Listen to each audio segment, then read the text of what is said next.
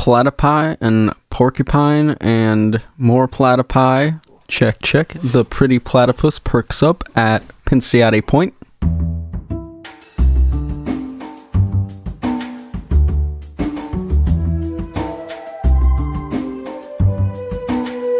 This is Champaign is Also a Band podcast.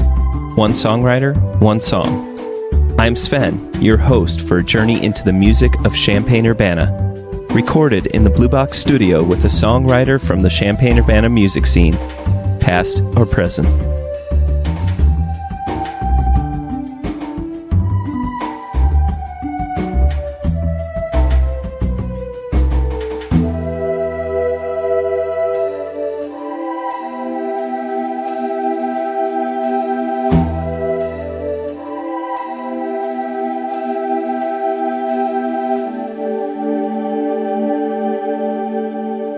Welcome to Champaign is Also a Band podcast. Today, I have a very exciting guest, and it is Nick Pitingolo. Welcome to the podcast, Nick. Well, hello there. All right. You may know, all right, this is a long list, so get your ear holes ready here. You may know Nick from their current band, Acidfuneral, Øde Vinter, Cathedra, Voidbringer, Leaving, Stolen Boats, and Arboris. You might also know them from, as a former member, Exordium, Exordium, Nine Asylum, xBURZUMx. Did I say that right? Yes. Okay. Okay, I tried this a few times, and this was the best take. I want to keep saying Fataligeist, but it's Fataligeist. No? Fataligeist. Fataligeist. Buried Beneath a Blue Sky. Atomic Gutfuck. Eviscerate the Messiah. Fallacy. Demote the Danger. A Dead Current. Not for the Faint of Heart. Stalk the Day. Suspended by the Throat. Bloodstone Massacre. And Mr. Eggy. So, Nick, thank you for coming on the show, and we're going to be listening to your song, Leaving, Drifting Through a Starless Realm. And I was just going to point out that most alarmist people would say that you're in too many bands, but me, I believe you need to be in more bands. Even more. So, without further ado, we'll listen to your song, Leaving, Drifting Through a Starless Realm.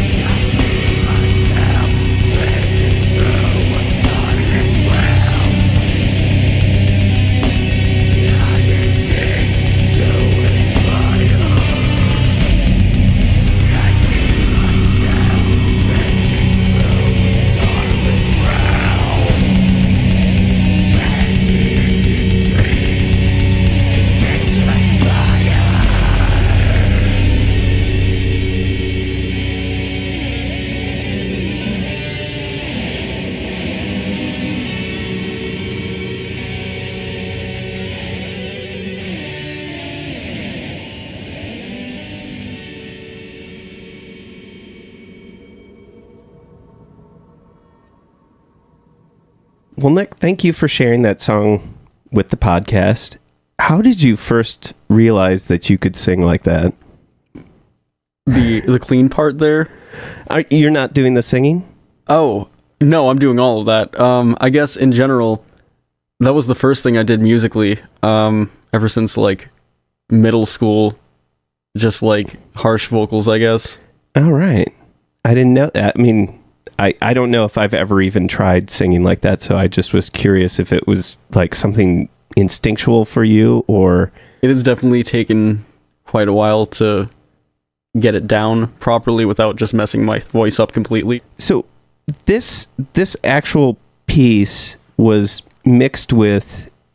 You've had an original part, the leaving part, correct? Yep. Where it was a standalone, and then you added the drifting through a starless realm to it, yeah. Correct?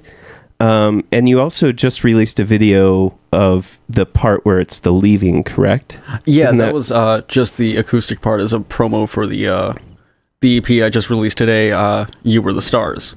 You Were the Stars. Okay. Excellent. So, let's see. So how did this song get started? How did it become what it is today? Well, the first half, Leaving, started essentially with just the vocal part at the end of the song, the cleans. I kind of just had that in my head, and I didn't know which project to use it for. And once I kind of adapted guitar to that, it just sounded right to be kind of an Acidfuneral sort of thing. Yeah. From there, I took some stuff from what I'm doing in Voidbringer, essentially, with melodic acoustic stuff with my 12-string Seagull, and just made a big, long mess, basically. And as far as the second half, Drifting Through a Starless Realm, that was also based around riffs mostly. I just found some really tasty licks and threw it all together. Yeah. You know, one of the things I like about... I didn't know whether to call this black metal, or... Do you have an opinion in terms of what to classify this as, or do you want to just be like, forget that? It's definitely based in black metal, but I've been going with psychedelic black metal. Psychedelic black metal. Atmospheric stuff, sort of that. It definitely is based in black metal, though. It's just got a lot of random elements from a lot of psychedelic or ambient stuff. Well, I noticed that this song starts with this atmospheric... I don't know what you want to call it, but the ambient kind of sound that also, if for some reason you, like me, put it on iTunes and had it play over and over, the end is the beginning, and it just can keep looping over and over. And it's very... And I hadn't noticed it before, but before you jump into the Drifting Through a Starless Realm, that ambient sound kind of comes back, and it's like it links those two together, the intro and then the... Is it all right if I call that overwhelmed? I had it, there was like the overwhelmed section, and then I called it the acoustic section, and then the shifting section. Exactly. But there is kind of the transition into the shifting part, and then even when you start again with I see myself drifting through a starless realm, there's even more energy brought in with that.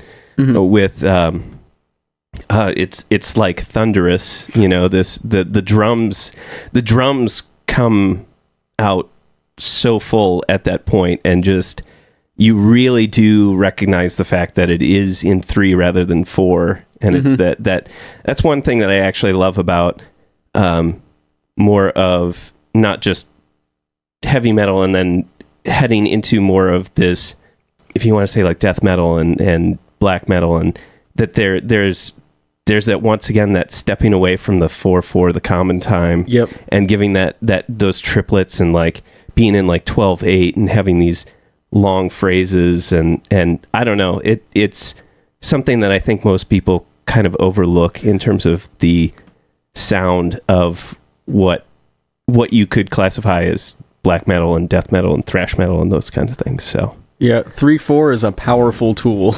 Somehow it yields itself really well to the kick drum, this rolling like beat that comes through. Oh, yeah. Why don't we delve into like where the lyrics come from? Do you start with the lyrics first, or do you start with a riff, or do you start with a melody even? Well, it kind of all depends. I usually have some form of lyric already composed for something else, and I just adapt it and go with it. And a lot of my lyrics don't make a lot of sense in the first place, and it's easy to like overthink on what I'm trying to say, I guess. Well, maybe if when you say they don't make sense, I look at like some of the visual.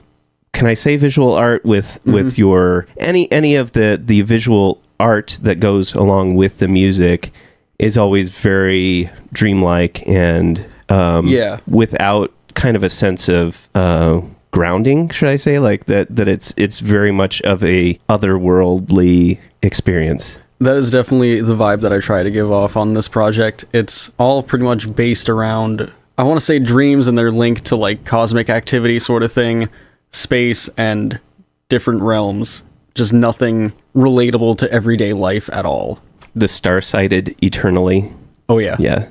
And well, I noticed when you sent the lyrics to me that blue and black abyss and then star-sighted eternally were both underlined. Maybe I don't know, but I thought that maybe when you sent them to me, I was like, a lot of this hits me as when you don't want to fall asleep, but you're kind of getting drawn into falling asleep, and yet wherever you're going to go is going to be you're now at the mercy of your own brain. I guess to relate to that, a lot of that sort of visual stuff is based around like sleep paralysis experiences, and to link that around with dreams and just not being able to do anything about it. Is that the blue and black abyss?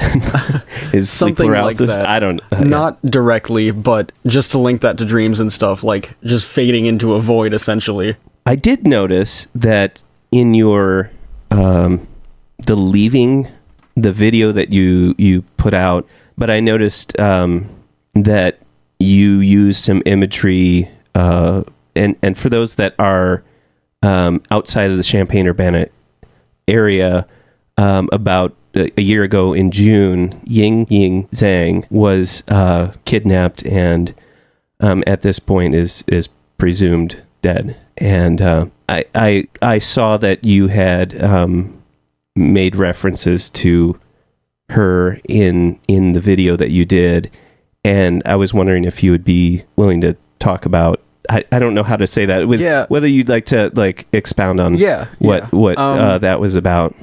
Well, essentially, when that happened, for whatever reason, it hit me really hard. I've lived here for a long time, and it was kind of out of nowhere and just really messed up. I dwelled on it a little bit after it happened, and the imagery from the video, a long time after all of this had passed, there were still some flyers up at my work, and they were being taken down, and I just took them. I also, in Voidbringer, did a song directly about that called Black Astra. Oh, okay. And there's a video of that on YouTube right now, but it just affected me in ways that I didn't really expect. Yeah. Well, it kind of shakes. Well, I'm going to speak from my perspective. It kind of shakes you to the core when you think, how is that possible in this? Exactly. In Champaign-Urbana, and you take for granted a certain level of safety, and you think, how could anyone do that? It's crazy that happened in Urbana on campus in broad daylight. Yeah, that's and I also work on Goodwin, and I know that if I'm leaving work and I head towards University Avenue, there's the garden that they've set up, and there's always like a memorial, flowers, and it's a visual reminder every day that as you go by that you see that, and I can't even imagine how her family feels. And So how did you feel that bringing that leaving section back and relating that to that event? How did you find that section spoke to you? Like I said, I had those flyers, and I had wanted to use them for some sort of video for a long time, music video sort of thing, and I also needed to visually represent like what was happening for the promo there, and it just kind of came together as that, and it fits the mood, it fits the entire song. It all just came together. I do notice that forgive me if I say if this is during that time the acoustics going, and actually how many acoustics did you record over one another on that? Because you've got the I want to call it the bass pattern that's going on, that's doing the sections, but then you've got a melody that's kind of trickling through, and it's like some of the notes that you're playing in my mind, I hear them like bouncing against what is like the tonic, and so like they're kind of trying to bounce out, and then there's this one line where it's you go almost, I want to say, chromatic, where you step outside of that, and it's just like it finally just kind of how do I say it? Just it finally escapes is what it sounds like to me, and it's just like it goes, and it to me, there's that "don't go, I'm sorry, but I have to leave this place." They don't happen exactly at the same time, but it's exactly. Like that melodic line kind of plays out that statement. That could be applied. Technically, that line is about suicide. Do you see an equation between sleep paralysis and suicide in a way, or? Well, the song "Leaving" is about mostly about suicide, to be honest. Yeah. Drifting Through a Starless Realm is about dreams entirely, but okay. I don't know. I see sleep paralysis and death as a very similar, like, one goes into the other sort of thing in lyrical sense, I guess. Yeah. If that makes sense. Yeah. If you're going to go from leaving to the shifting part where you're drifting through a starless realm, is there a reason that it's leaving this planet swiftly through nocturnal vision, but that's back to the dream state? Well, I guess that line kind of goes into beliefs. If when we die, we just go into an eternal dream, that's kind of the basis for that line. And for this section, how did this section come about? I'm pretty proud of the lyrics on that song, to be honest. I don't really remember writing most of it, to be honest. But it all just came together, and I went through and edited it like 3 times, and it just formed something that I thought had to be applied to this sort of a really intense song in the first place. So, and then shifting in dreams, I know I'm not human anymore. Is that in a certain sense that once we've left our bodies, that if you are to exist in this starless realm, you're not really human anymore? No, some otherworldly metaphysical existence, I guess, but not human form. No. Is there anything else you wanted to say about the song, or as far as like both of them being 2 separate songs and then one entity? On the release I released today, they go one into the other. And I plan on doing that for the next release, Funeral Horizon, as well. I'm thinking about doing some sort of full music video for the 2 to link together in the first place. Cool. Look forward to that. I do want to point out one thing that I think can be kind of a common misconception about black metal in general, or just heavier music. However, how do you respond when people think it's just aggression? Because, it's not, to me, when I hear this, I hear anguish. Mm-hmm. And it's not, and it's like the interpretation, somehow I feel like if you only see it as aggression, you're kind of missing the point. The beautiful thing about black metal is that there aren't a whole lot of limitations in the entire genre. There's a lot of room to just do what you want, and as long as it still has a certain aesthetic to it, it will be black metal. And there are those bands that, like Dark Funeral, Gorgoroth, that are just straight in your face, holy crap, like aggressive and all the satanic stuff. But at the same time, you could go, and bands like Ghostbath and Death Heaven are also black metal, and they are a completely different realm of any sort of that stuff.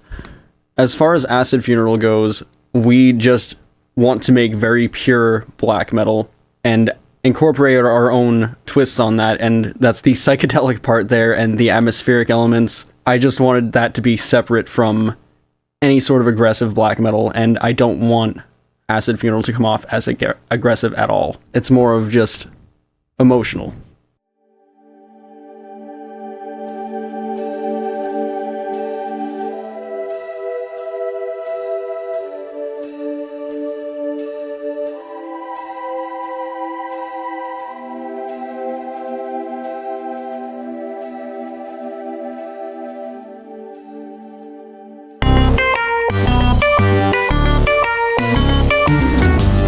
Champaign is also a band podcast is proud to support Exile on Main Street. Exile on Main Street, located in the old train station building at 100 North Chestnut Street in downtown Champaign, has been helping to build record collections since 2004. Carrying a wide array of new and used LPs, CDs, and video games. Exile on Main Street has something for just about any music enthusiast and old-school gaming devotee. Exile also hosts regular free live music shows on its stage, so be sure to check out their Facebook, Instagram, and Twitter pages for the up-to-date details on the next upcoming event. Open 7 days a week, they can be reached by phone at 217-398-MAIN. That's 217-398-6246. What do you like about the Champaign-Urbana music scene?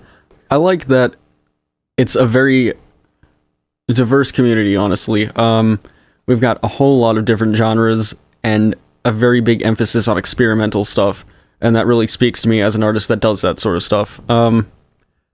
There's a lot of like cover bands and a lot of indie stuff, but at the same time, it's very easy to find normally inaccessible genres and artists that do that sort of stuff.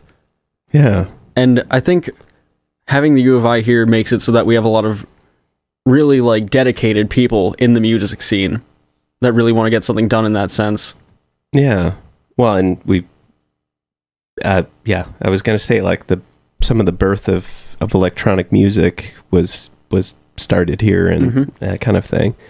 So I guess what do you not like about the Champaign-Urbana music scene? I know I didn't give you a heads up on that, but I guess as it's understandable, a lot of the more accessible venues don't really dive into experimental stuff as much as I'd like them to, especially on the heavy side, because for whatever reason, heavy stuff just diverts people.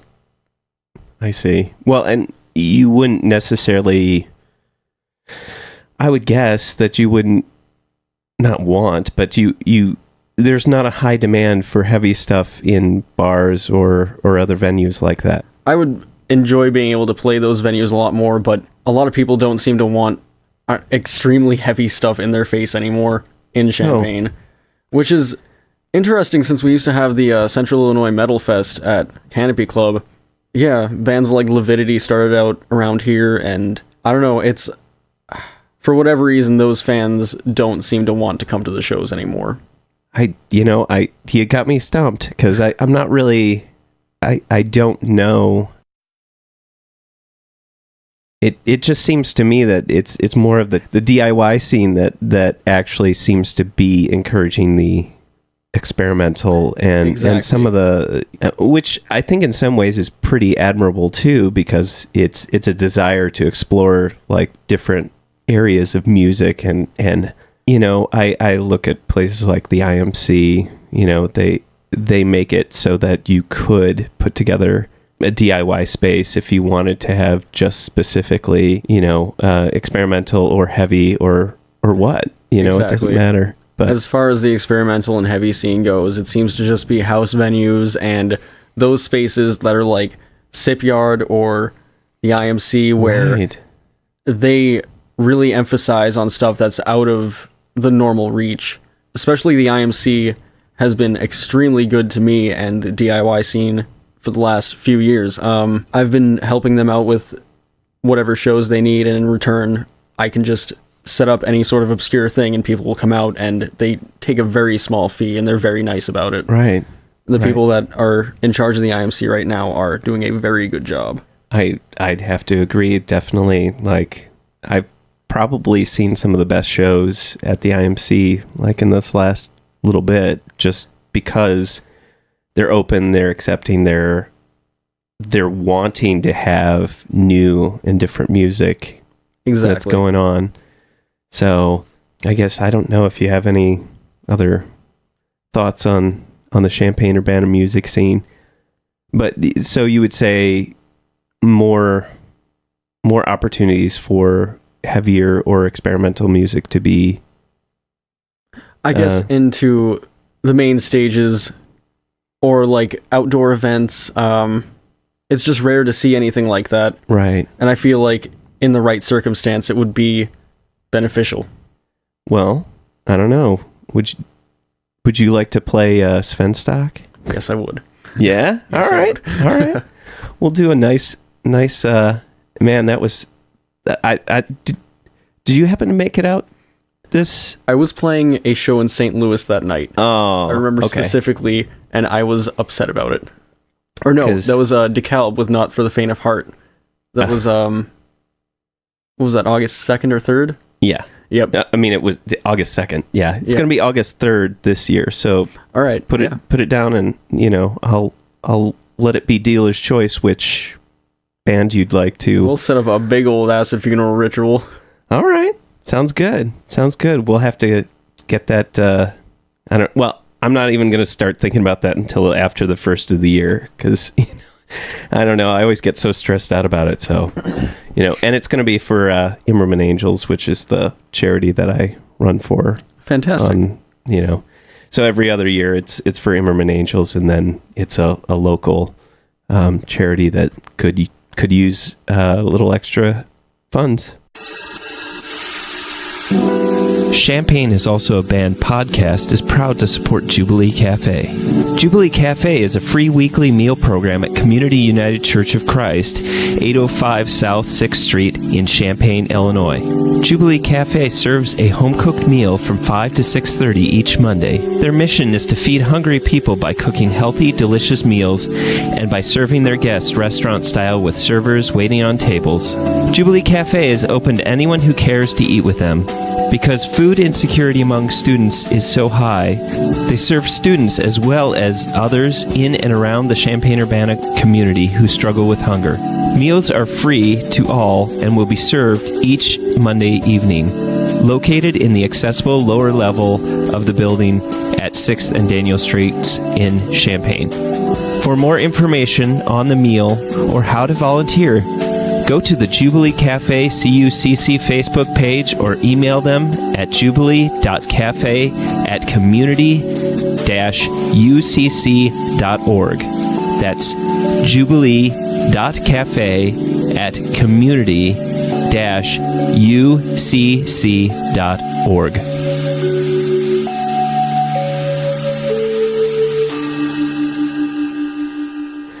So, I guess into the third and final section, what is your favorite non-musical thing?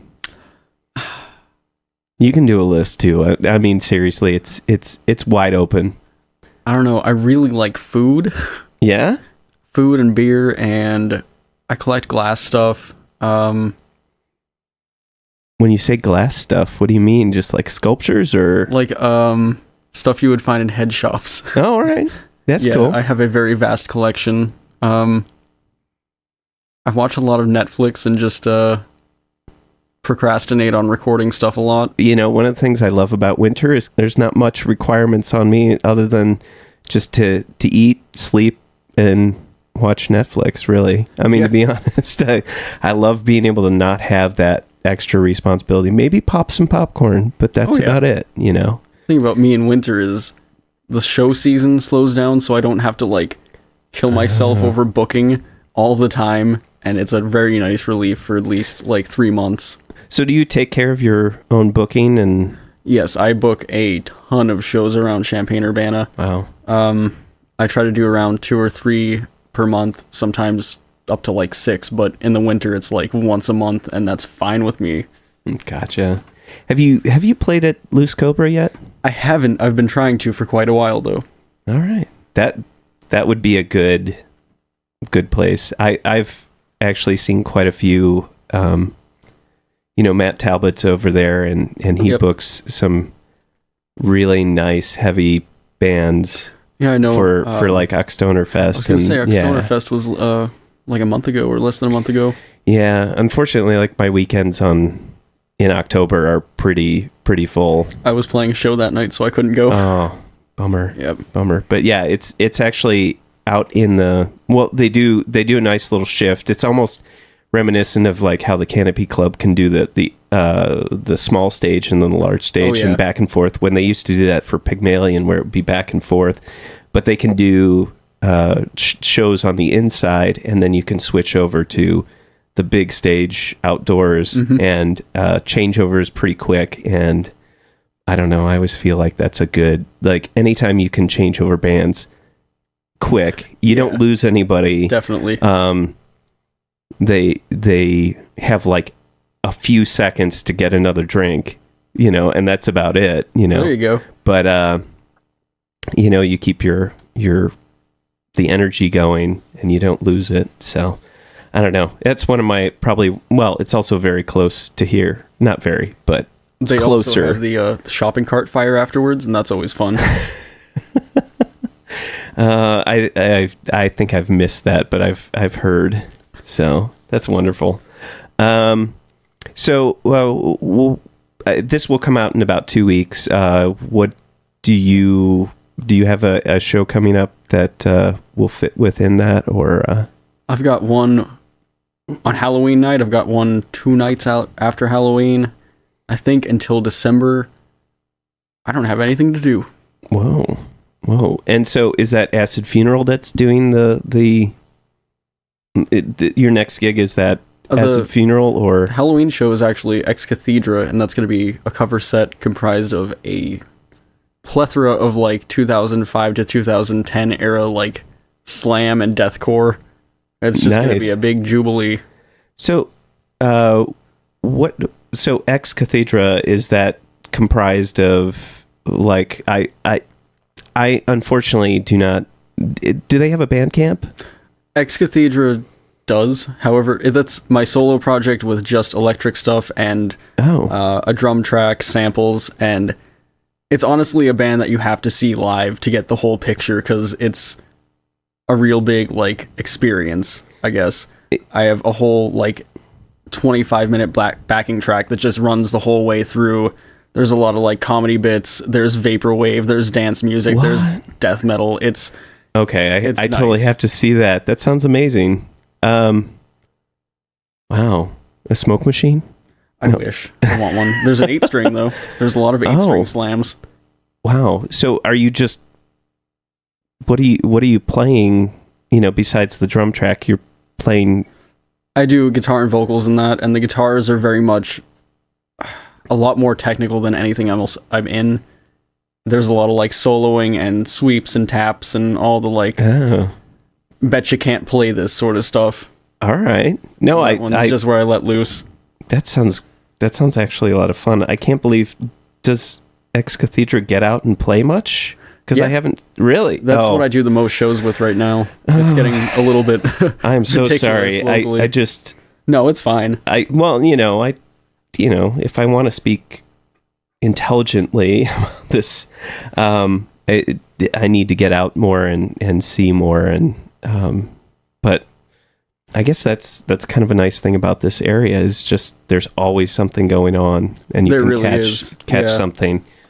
Anyway, I guess I didn't know if you had any other like thoughts or things you wanted to share, or not really. No. Oh, all right, that's cool. Well, Nick, thank you for coming on the show and telling me all about Acidfuneral and your song, Leaving, drifting through a starless realm. And I'm looking forward to seeing the full-length release will be called Acidfuneral, or? It's Funeral Horizon. Funeral Horizon. Okay. You did say that, didn't you? And I just totally... It's fine. Just, too many funerals going on. I don't know. But thank you for coming out all this way to Sidoris and telling me about yourself and about the music that you do. And, thank you so much for coming out. Thank you for having me here. Excellent.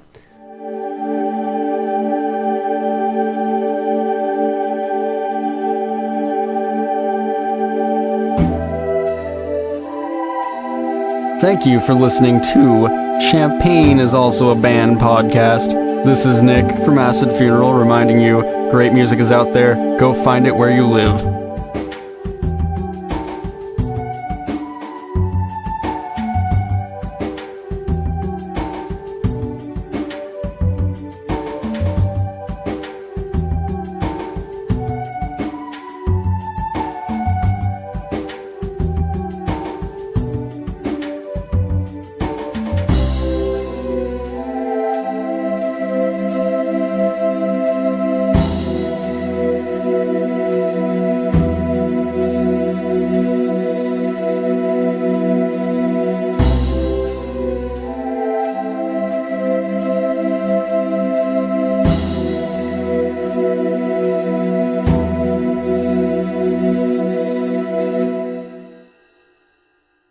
You almost have an NPR voice. It's so good. Studio South Beach.